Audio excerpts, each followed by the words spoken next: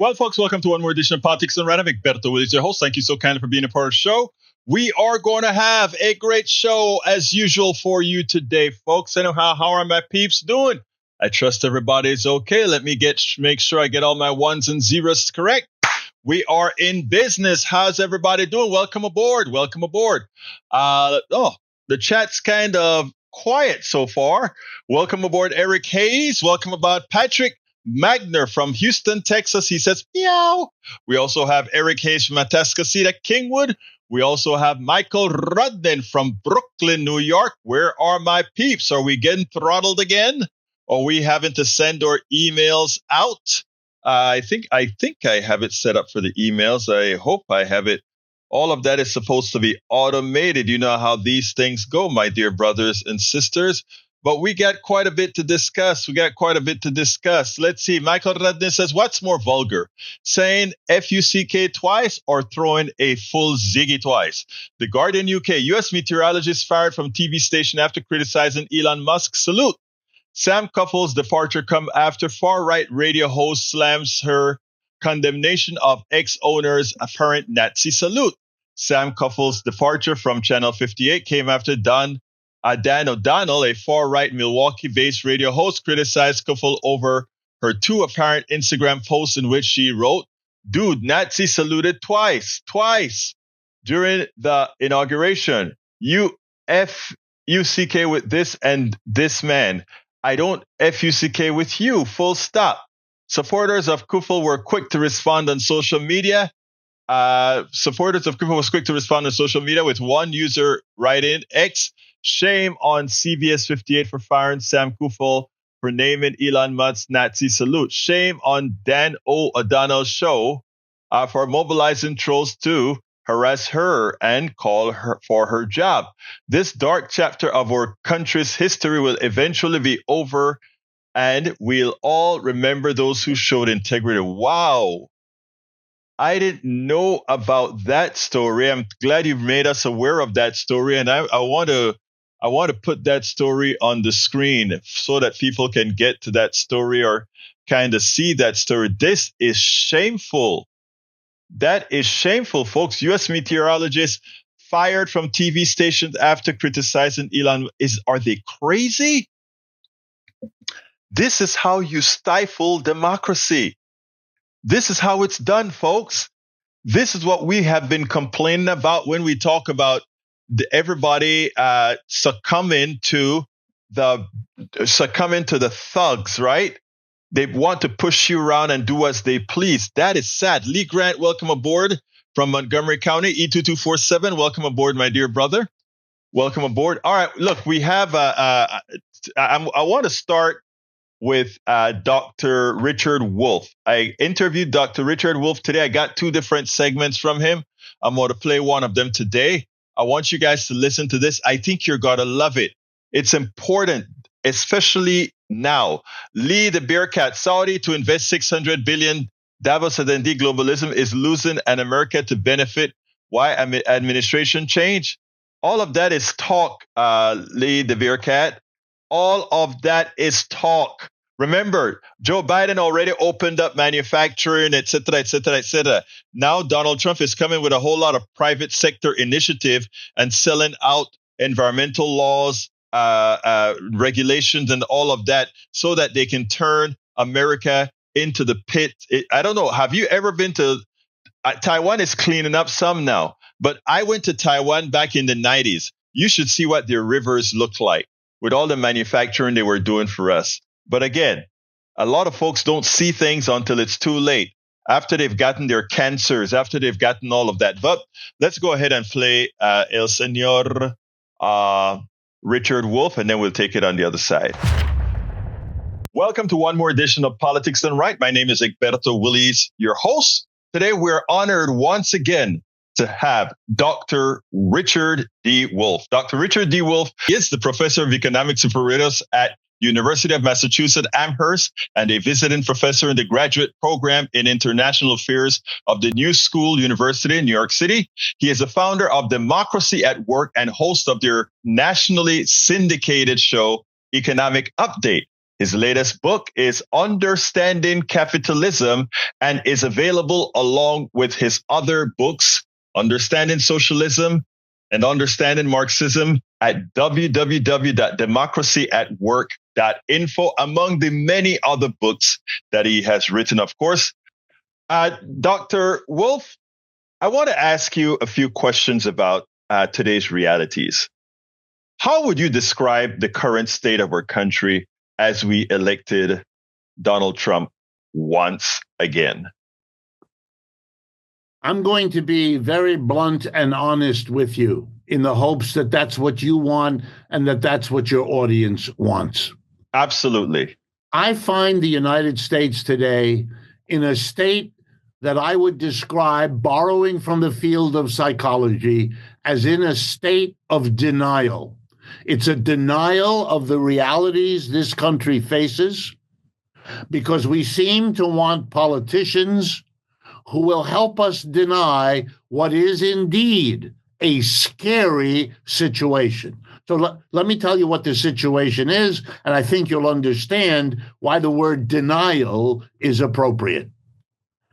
Coming out of World War II, the United States was the dominant, successful world economy.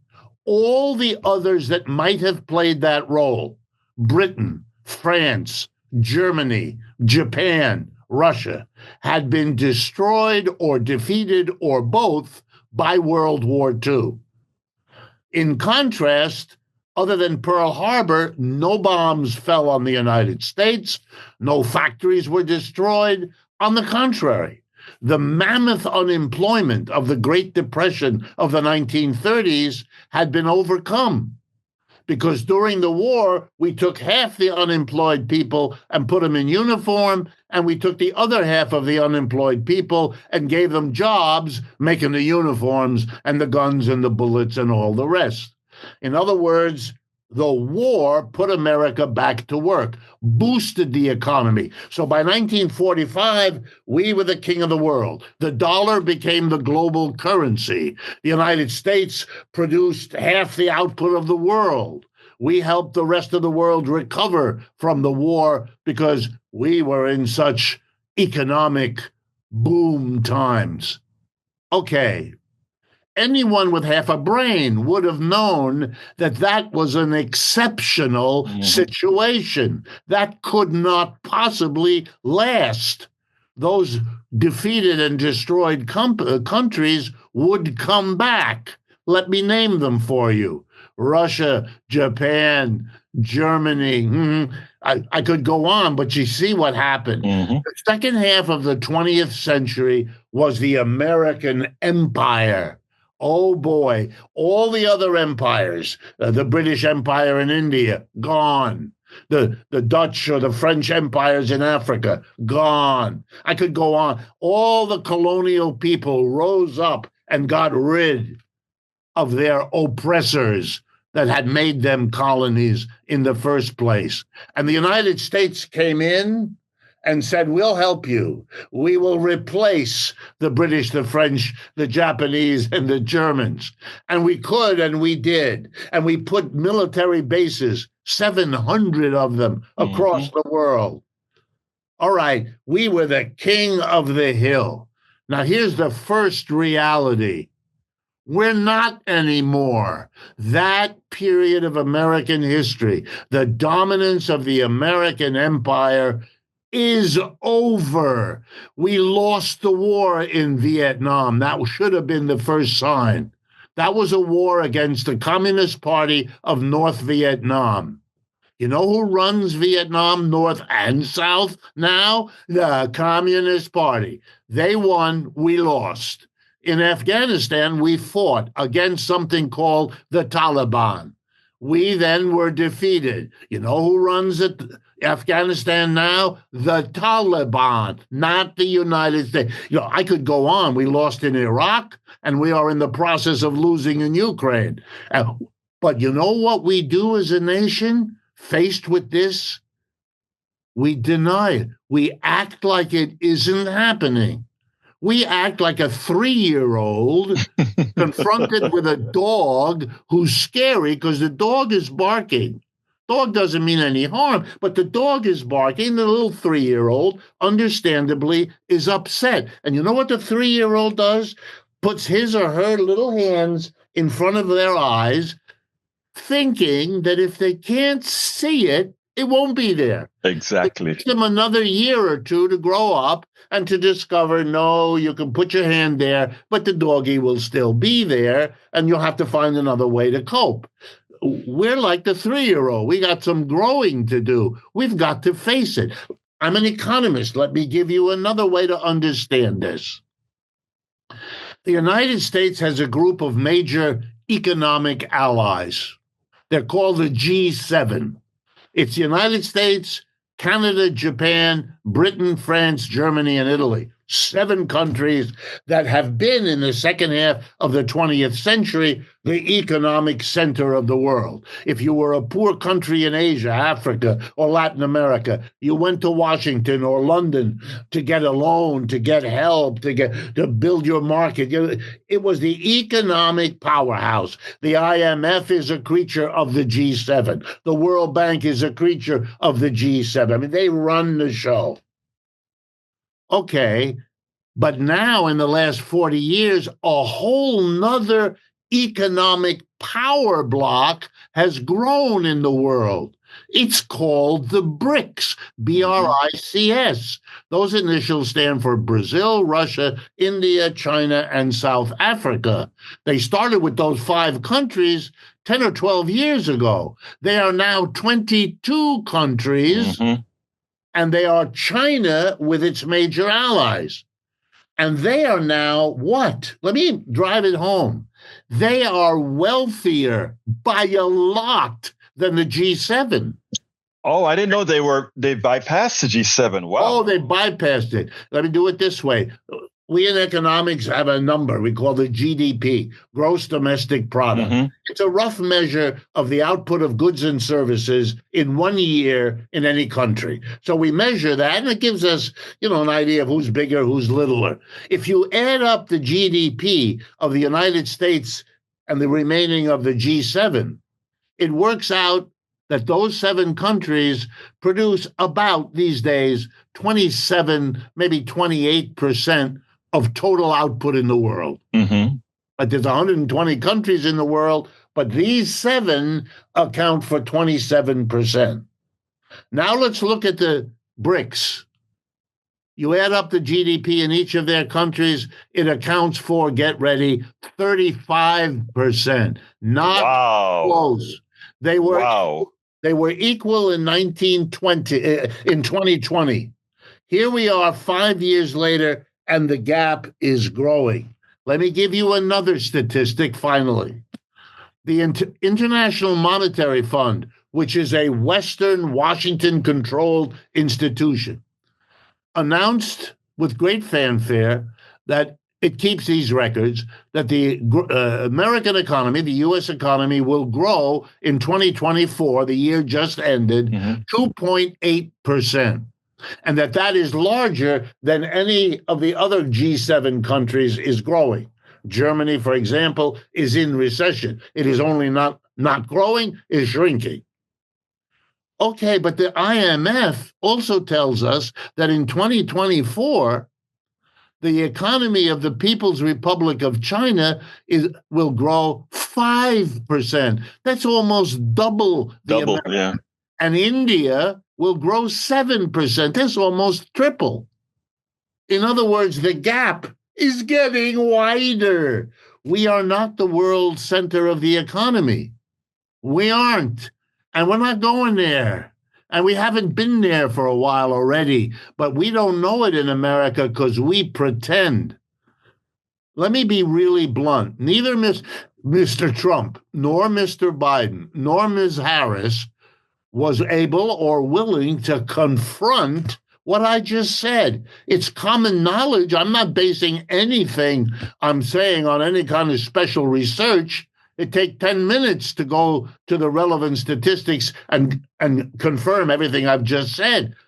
The advisors of those politicians, they know. I know some of them, and I know that they know. So this is silly. Look, Egberto, I'm only saying this so people understand. I've been a professor of economics all my life. I went to school at Harvard, Stanford, and Yale. I'm like a poster boy for elite American education. They worked very hard to persuade me, as they did most of my schoolmates, that capitalism is the greatest thing since sliced bread. They really tried hard. And some of them were really good teachers, have learned from them. But they never persuaded me. And nothing since I graduated has persuaded me either. American capitalism is in very deep trouble. I mean, it means that our president has to do weird things, like say, I want to take back the Panama Canal. Are you kidding? You're that desperate? You got it? What? These are not signs of strength. Let me give you another example because I think your audience will like it. Most of the history of the United States was constituted by waves of immigrants that came here from Britain, from Ireland, from all the countries of Europe, and then later from other parts of the world, Africa, Latin America. We all know that story. Most of them came willingly. The slaves were forced, but it was waves of immigrants.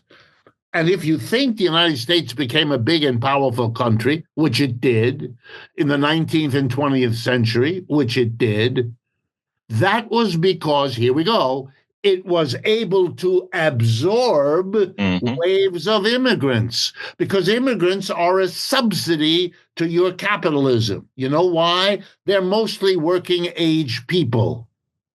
The very young and the very old are left at home for all the obvious reasons. The working age, which means the cost of feeding and clothing them through their childhood, of educating them until they got to be adults who could work. All of that was a burden on the societies they left, not a cost to the United States. We just got the adult worker, and we got them and we put them to work. We gave them the crappiest jobs at the lowest salary. They lived in the worst housing, the poorest schools. You all know the history. Every wave was put that way. But you know what it meant? Each wave enabled those who had come before to move up the ladder. Standard of living, yes. And that was the promise that was given to them. When Mr. Trump deports immigrants, it's a sign, a proof that the American economy is weak. It can't absorb them. It has no place for them. It is sending them away. Wow. That's a president presiding over a glaring flaw and weakness. Now, you can face it, talk about it, try to find a solution. We don't do that.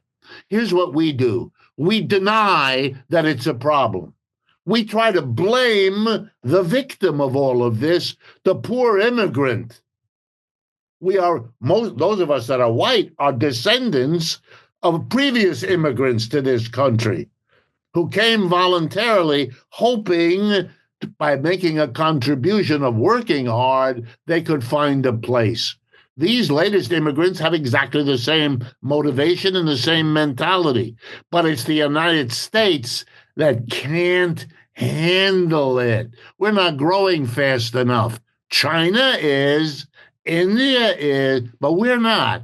And that's the root of the problem of immigration. But instead, our leaders call this all a powerful affirmation of America first. We're going to take care. It's a denial game. It's when you can't face the real problem that you make of it. That's why Mr. Trump has to talk about an invasion of them. That kind of exaggeration, what's that about? That's denial. He can't face what is it about America that what made us great, absorbing immigrants, we're not going to do anymore. And you know what the result will be? Will make us ungreat. Yeah. You may wear a red hat, But what you're doing is the opposite. You know, you kind of answered two of the three questions in that narrative. My question then is the outlook. I mean, where we stand. What will the outlook be? Especially since we're talking about a Trump, which is not one of the best thinkers, and the people that are running him right now, they are just out for themselves. What's the outlook as you see it? Well, I think you're seeing, and you will see, more and more denial. You're going to see theatrics. You're going to see ICE officials deporting people over into Mexico. And you're going to see saber rattling with the Chinese in Taiwan. Or maybe we'll snatch. The United States likes a fair fight, so it'll be the United States Army against the Panamanian Army, all 11 of them. You know, it's just... It will be theatric. Look, Mr. Trump got into office by an elaborate theater, demonizing this people, insulting that. I mean, that's all he does.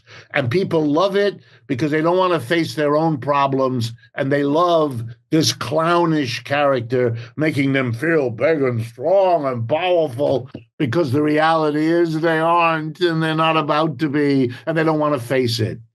We'll outgrow it. People do. It's childish. Meanwhile, however, here's my prediction. All of the problems are getting worse because he's not dealing with them. He's not admitting they're even there. China continues to outproduce the United States. Every one of the tech billionaires in America, whether it's Bezos at Amazon or Musk at Tesla, or any of the others, have their counterparts in China. China has its own Twitter. China has its own Amazon. And those are bigger and are facing a much bigger market. The population represented by the 22 countries in the BRICS, the population is over half the people on this planet. Yeah. What is the population of the United States as a share of the people on this planet? 4.5%. Yeah. Do you understand? 4.5%, 55 to 60%. There's no content. They are going to continue to build their powerful alternative economy. The United States set out to isolate communism, China, Russia. And the end result is to isolate the United States.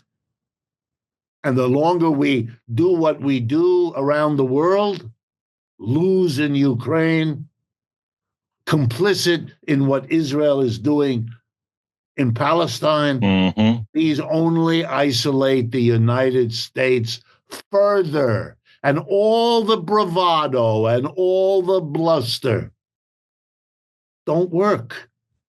Every time the war in Ukraine went badly, the United States gave the Ukrainians bigger and better weapons. They weren't going to get tanks, they got them.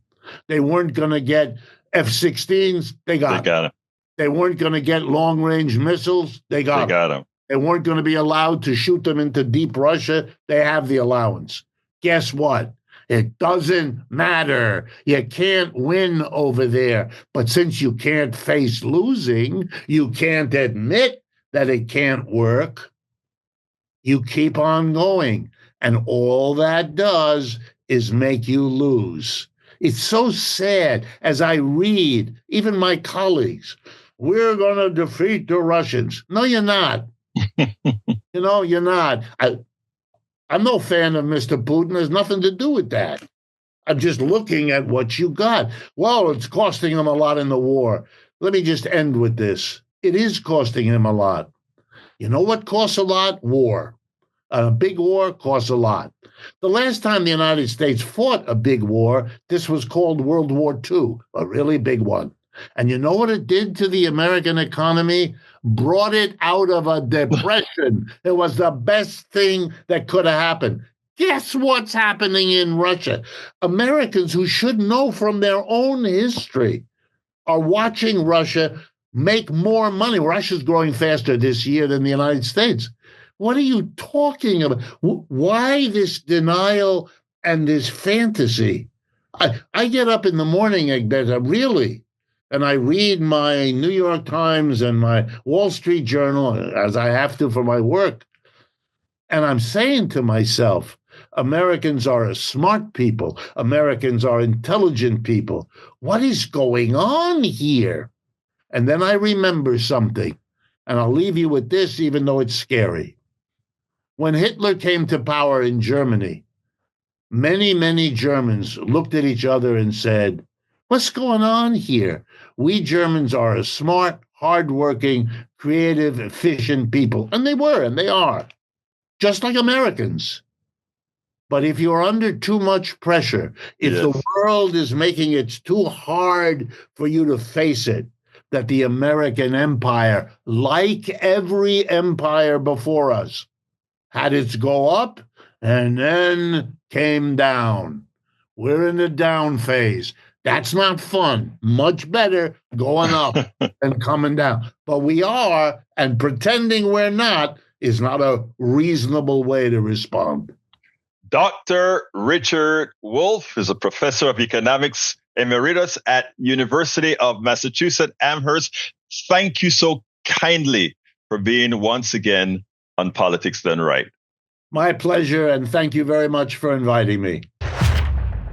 Anyway, folks, I have another interview that I need to play with Dr. Wolff.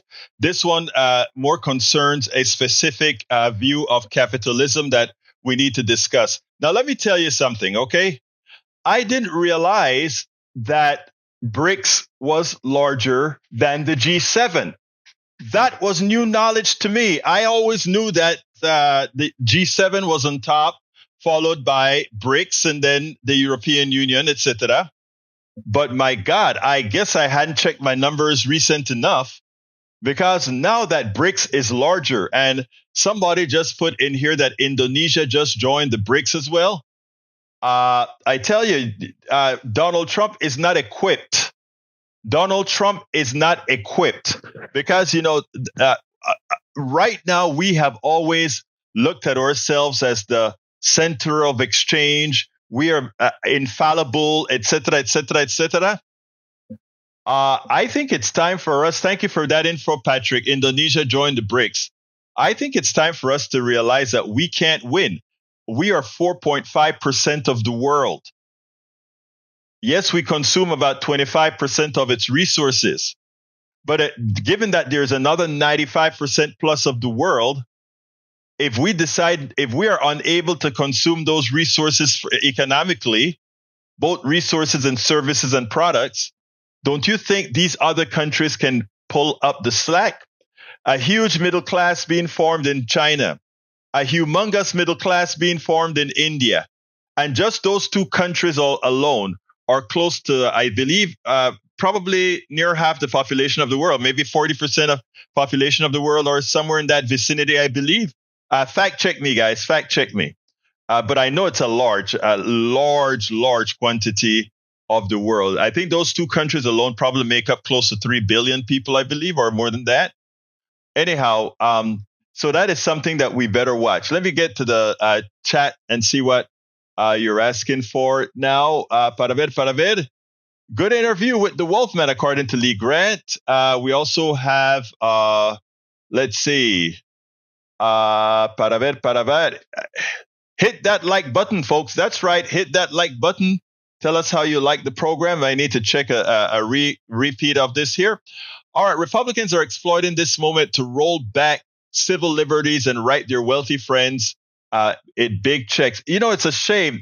It's amazing the amount of energy they're putting into getting rid of anything on the websites that talk about DEI or anything of that nature. Don't you find that sad? I find it real sad. Anyway, let's see. Republicans are Paul Fleming also says, just hitting the docket. A federal judge has blocked certain sections of Trump's birthright citizenship executive order, finding that the state's plaintiffs have shown a likelihood of success that the EO violates the 14th Amendment? Yeah, that goes without saying. We know it violates the 14th Amendment. Yvette Avery Herod is in the house. Welcome, Yvette, from Atlanta, Georgia. And of course, Paul Fleming is from Powder Springs, Georgia. Maywood from Long Beach, California. And I think I got the others in there. We also have Melanie Keelan. Says, hey, folks, from Barcelona, Spain. Hi, Melanie. How are you doing? Let's see. E2247 says, Reverend Dr. Bernice A. King, youngest MLK daughter, made her call at the 2025 MLK service, her call to hope in what seems to be hopeless week, and her call in so much. Thank you so kindly for that. It's not hopeless, E2247. We are moving forward. They want us to feel hopeless. Remember that. But we won't acquiesce to that. We are going to do what's necessary to move forward. Let's see what else we got here. Lawfare Live, President Trump's executive orders. Thank you for that. Paul Fleming says, Chip Roy just submitted a bill that would end federal tracking of gun purchases because apparently if someone gets murdered, they don't want to know who bought the gun. You know what? They ought to realize that works both ways, right? It worked both ways. All right, let's see. Lee the Bearcat says, billionaire Michael Bloomberg will fund the UN climate change body after Trump withdrew the U.S. from the Paris Agreement. Wow, a billionaire doing the right thing. I'm impressed. Steigen Bergen Creek says, socialism is the future. The sooner we ditch capitalism and move to a more equitable system, the better for all of us. Capitalism is an enslaving mechanism, and you'll see us talk about that tomorrow. You know, whatever economic system we devolve to will be and must be better.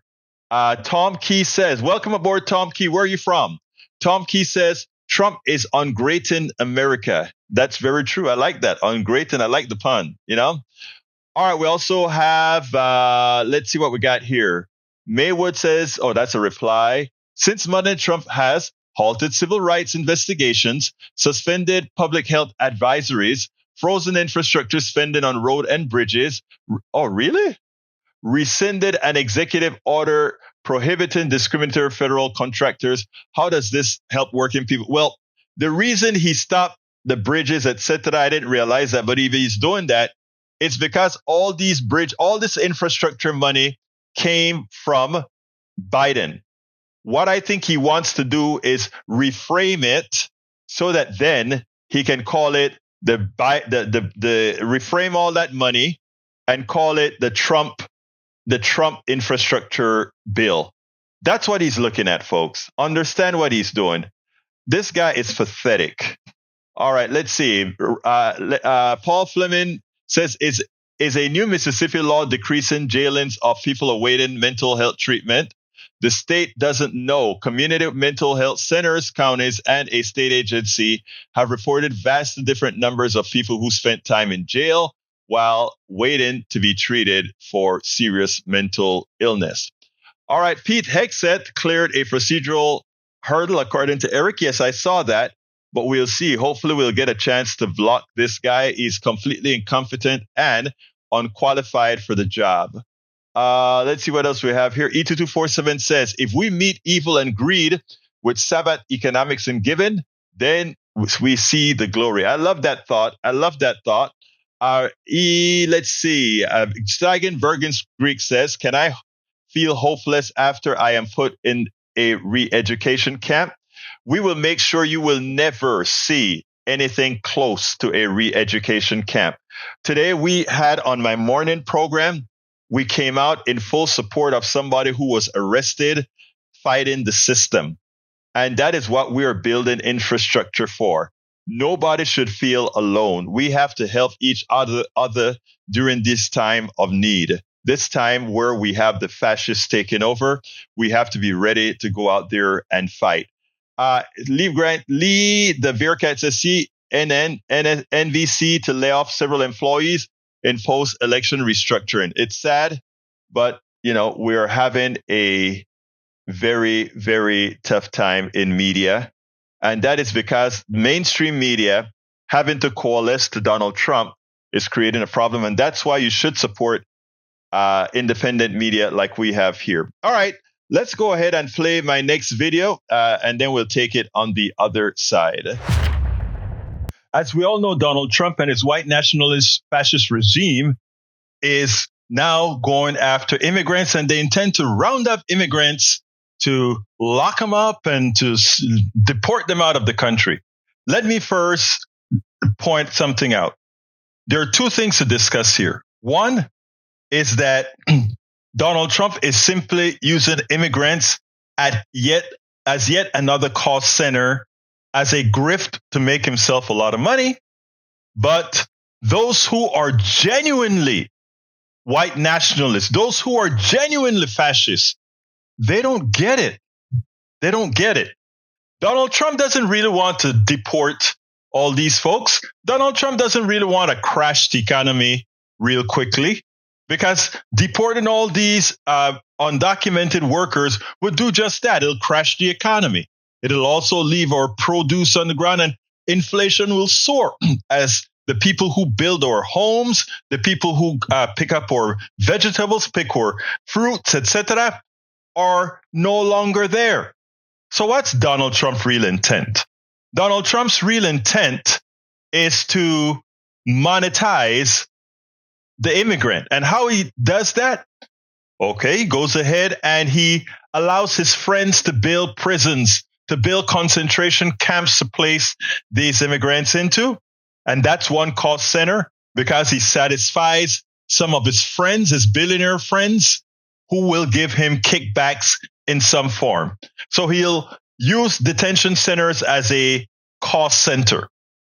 The other one that he's going to do is then make sure that farmers and ranchers who depend on these undocumented workers, let them know that, we can look the other way if you give us a little something. It is all within the modus operandi of Donald Trump. If you understand this guy, you understand that he has no intention of deporting 10 million people. He's just going to use the immigrants as cogs, as widgets to monetize himself and his friends. Now, for those who are genuinely concerned because of the lies he's told about immigrants, one of the best communicators in the House laid it out very well. I want you to listen to Jasmine Crockett, and then we'll take it on the other side. As one of the few people sitting on the dais who actually practice criminal law in the state of Texas, as well as I'm licensed in Arkansas and practice there, as well as federal courts, one of the things that you said earlier, Mr. Beer, really stuck with me, is that there are already laws on the books as it relates to those violent criminals. And I know this because even though I hail from the great city of Dallas, I can tell you that when someone would come in and they were being held in custody for, say, a crime, they also had an ICE hold. Okay. And that was for those that had maybe been deported before and had re-entered illegally and things like that. And so no matter what type of city you're in, I do want to be clear, federal law already, no matter if it's under the Biden administration or if it's under a Republican administration, we all agree that we want to be safe. And I think that's the first premise that we're losing, because there isn't something that is tatted on my head that says that I'm a Democrat and therefore you illegal bad person, don't come for me. Go for the ones that have the R's on their forehead. Now let me be clear about this as well, because we've talked about crime and we've talked about fentanyl specifically. And this is also something that I have dealt with, unlike some of my other colleagues. And listen, I'm going to be honest, because I actually want to fix problems. And I actually have a really good senator in Texas. And I'm sure y'all can guess which one is the good one. But let me tell you, if we care about fentanyl, I have multiple bills for that. I started on the state level before everybody started talking about it. And I have federal bills that my senior senator has signed on to. So I welcome my colleagues because I actually want to make sure that my communities are safe. But as we start to talk about crime and statistics, Mr. Beer, I want to play a little game with you. It's called Rhetoric versus Reality. And so I want to ask you, my first question, is this rhetoric or reality? immigrants commit more crimes than U.S. citizens?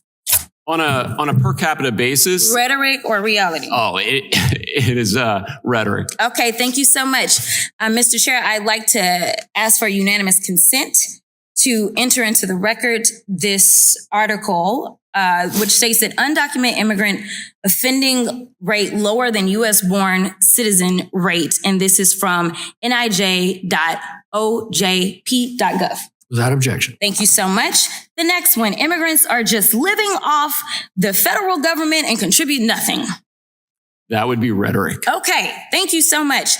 Mr. Chair, I would ask unanimous consent to enter study that says undocumented immigrants pay almost $100 billion in taxes. This is from the Alabama Reflector. Without objection. Thank you so much. My final rhetoric or reality question is immigrants only enter at the southern border. Rhetoric. Okay, right, because they enter all kinds of ways. I just wanted to make sure that I put that out there. In fact, I have a few more questions because I still got a little bit of time, which I usually run out of time. We have talked again about crime, and there's been this overemphasis on it.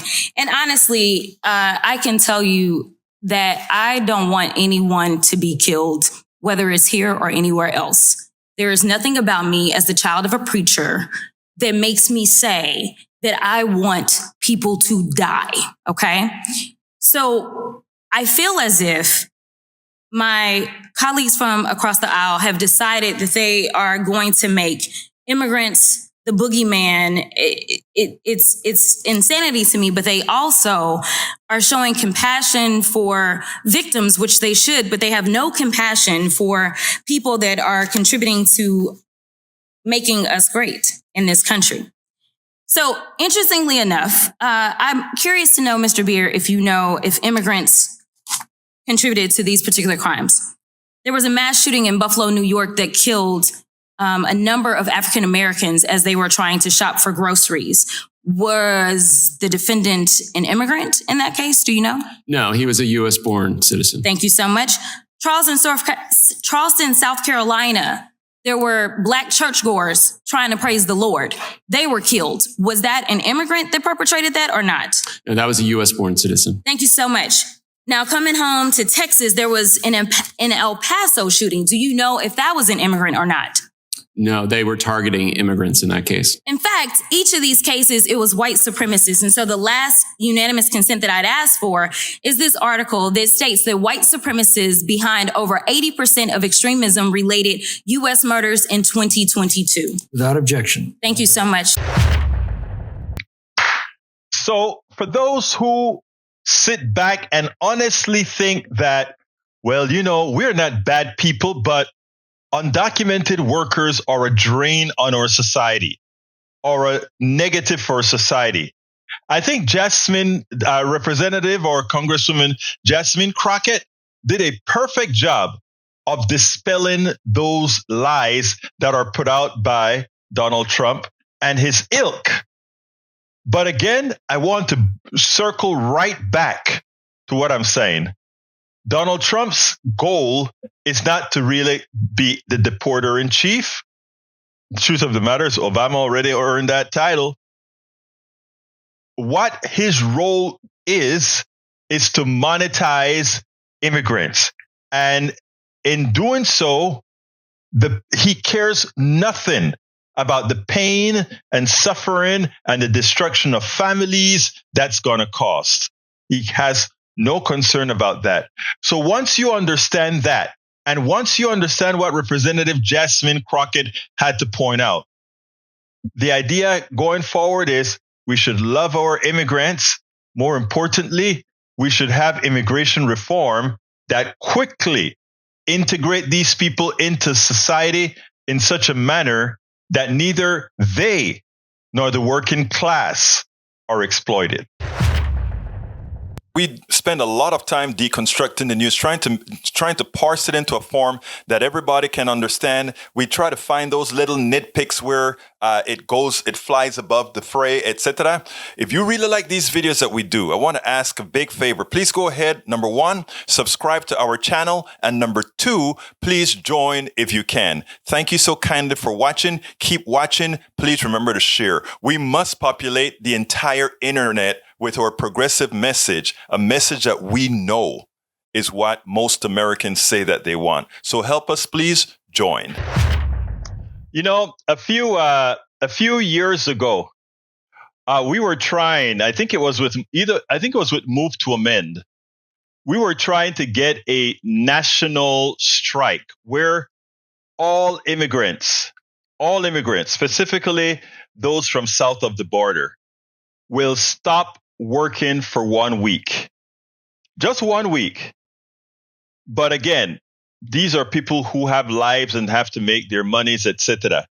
But the funny thing about it is, if you take a look at what would happen to this country, the country would crater. You know what is very interesting is during the COVID pandemic, right? It was interesting to watch that many of the people that made the least amount of money, sans doctors and police and firemen, firepersons, I should say, and nurses, etc.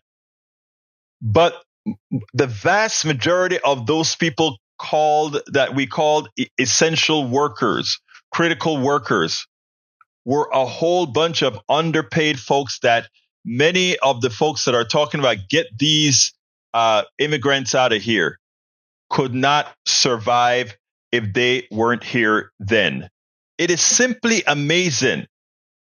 The thing about critical thinking, the thing about when you have a person like Donald Trump leading his cult and teaching people to forego critical thinking, teaching people to be willfully ignorant, or to put it bluntly, be ignorant because it's an allergy. I mean, it's almost an allergy to learn. That presents a problem. These are the things that we hope to crack with stories, because one of the things that they have noted with what folks have called the right brain, the brain that have a tendency to gravitate to items that are more on the conservative side, is that many folks in that domain have a tendency to not have the necessary empathy that others have to be able to vicariously see through the eyes of the afflicted. But if it happens close to home, suddenly they see it. If it affects them or an immediate family, then they have a tendency to react. And that's why many times some stories about people that these folks are close to can have an effect. But I just sometimes, I remember back in when Bush II came into power and he got elected the first time, because just like Trump, Bush I didn't win the popular vote, but he won it in round 2. Trump didn't win the popular vote, but he barely won it in round 2. And I had said then, I never forgot the blog that I wrote. Give them everything they ask for. And yes, we will feel some pain. Yes, it'll hurt all of us, but it'll hurt them more. But then I had to recoil and remember that everybody has babies. And if it hurts somebody's babies, it's not worth it. So we keep the slow and steady fight. And we don't give Donald Trump a blank check. In a lot of ways, I want to give him a blank check. Let the red states see what's going to happen to them. Let conservatives see what's going to happen to them if Donald Trump is left unabated. Because he doesn't give a damn. This is the way he sees it. My last term, let me go grift to the nth degree, like he's doing with his Bitcoin, right? I should call it Bitcoin. I should call it his you know what kind of currency that's called. But we can't do that, folks. We have to stay in the fight, and we have to make sure that we don't leave it to the willfully ignorant to give this guy more latitude. We have to show that there is a resistance. And not only do we show that there's a resistance, but we have to show that the resistance is larger than the popular vote he won. In fact, he has already lost many in the popular vote that he's attained. So the resistance must go on. The resistance must go on. All right, let's see what we got here. Let me start reading those that I should read. Let's go up here. Para ver, ¿qué va a estar? CNN, NBC begins to lay off. Yep. That's why, folks, we need your support.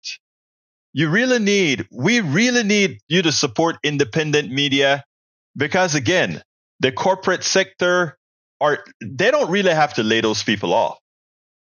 They are laying these people off as well to put the fear into the ones that stay on. The fear of saying the wrong thing. They don't have to go and say, hey, don't speak badly about Trump or don't ask Trump these particular questions. They don't have to do that. They just have to put the fear in the journalists' ears. And you know what?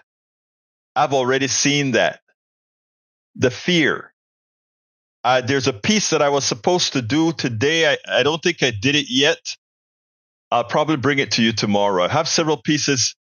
I did some interviews today, etc., but I have a lot more pieces to bring you. So remember to always share and, come on into the fold and go ahead and subscribe to our newsletter, subscribe to our YouTube channel. In fact, if you are seeing this and are not subscribed to the YouTube channel right now, I want to ask you guys to go ahead and subscribe to the channel right now. I guarantee you it's worth it. It's worth it. If you are not, if you want to be with us via a Patreon, please do so. Okay, what else have we got here? They started coming in using CBP. I'm not even going to go with that. That is just another racist comment from somebody who shows those proclivities. Paul Fleming says Trump reversed an EO that eliminated DOJ private prison contract. He's about to sign a bill expanding migrant detection, further enriching the private prison industry. Exactly. And his AG pick is an ex-lobbyist for the GEO Group, the largest prison company. Follow the money. Exactly. That's what I mentioned earlier. All right, what else have we got here? Why Trump does not understand DEI. I see this initiative as a direct attack on veterans. Everett Kelly, president of the American Foundation of Government. I saw that interview that he did yesterday. But let me tell you, Trump is the biggest DEI recipient. All those people that are complaining about DEI, they're the ones that most benefit from DEI. But it's I should say reverse DEI. Anyway, folks, we're coming close to the end of the program. It's time to do my ask. I want to ask all of you who are currently listening to consider becoming supporters of this program. We do this program twice a day. At 6 a.m. Central Time at KPFT 90.1 FM. We are on air and over the internet in every form. We are streamed on YouTube. We're streamed on YouTube, Facebook Live, Instagram, Telegram, Substack, and many other platforms. So you can get us everywhere. Plus, we are on air at KPFT 90.1 FM, a Pacifica Network station in Houston at 6 a.m. And then we have this show at 3 o'clock Central Time. 5 days a week, every weekday. Please support what we're doing here. It is so very important. How can you support us? You can support us by either becoming a Patreon, and that is at politicsandright.com/Patreon, if you're so inclined. But one of the best ways to support, the all-encompassing way to support us, is becoming a paid subscriber of our newsletter. If you go to politicsandright.com/newsletter, you don't only get our newsletter, but you get access to all 5 of my books and any subsequent book that I write directly on the Substack platform. You also get the premium versions of all our newsletters, and it's always a long, detailed version that goes ahead and talks about the videos that we have, etc. It's worth it, and by doing that, you support what we're doing. So I ask you so kindly to support our program as best you can. politicsdoneright.com/newsletter. Become a paid subscriber, and you would be doing your part. Got to get out of here. My name is Egberto Willies. This is Politics Done Right. Love you all, whether you are left, right, in the middle, or whatever. My goal is for us to realize we are in the same boat. Don't let them fool you otherwise. Listen to the program that I'm going to have, the second program that I'm going to have, the other episode of this interview with El Señor Dr. Professor Richard Wolff. I'll either play this tomorrow or the day after. But we need us to stay engaged. And we need those of us who still have the ability to critically think. We need to critically think to move forward. Anyway, folks, my name is Egberto Willies. This is Politics Done Right. And you guys know how I end this baby. I am what? We spend a lot of time deconstructing the news, trying to parse it into a form that everybody can understand. We try to find those little nitpicks where it flies above the fray, etc. If you really like these videos that we do, I want to ask a big favor. Please go ahead. Number 1, subscribe to our channel. And number 2, please join if you can. Thank you so kindly for watching. Keep watching. Please remember to share. We must populate the entire internet with our progressive message, a message that we know is what most Americans say that they want. So help us, please join.